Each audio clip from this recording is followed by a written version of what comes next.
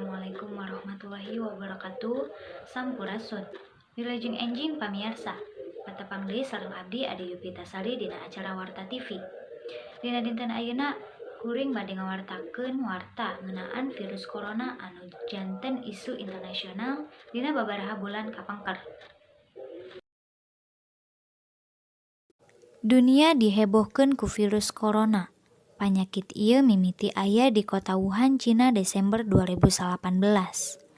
Organisasi Kesehatan Dunia atau WHO narima laporan ngeunaan panyakit ieu di akhir Desember. Corona nyaeta kelompok virus anu nyebabkeun gangguan pernapasan ka manusia jeung sajumlah penyakit lain kasato.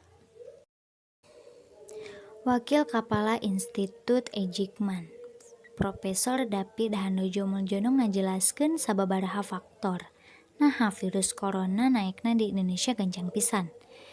Ieu diungkapkeun ku Profesor David Handojo Muljono nalika anjeunna mangrupikeun speaker tamu dina acara TV kabar.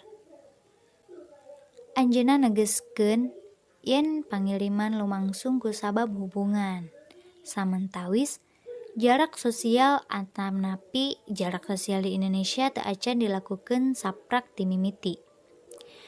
Cairan atanapi tetes penderita corona tiasa nyebarkeun ka jalma anu sanes caket babarengan.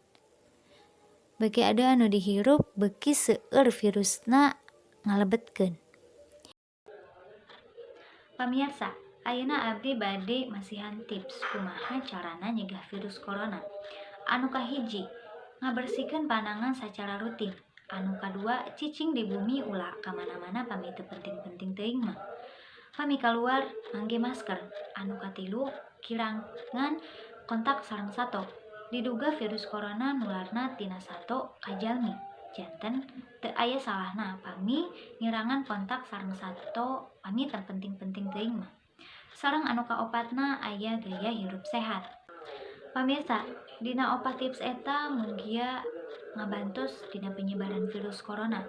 Jaga kesehatan, abdi Ade Yupitasari ngundur diri. Wassalamualaikum warahmatullahi wabarakatuh.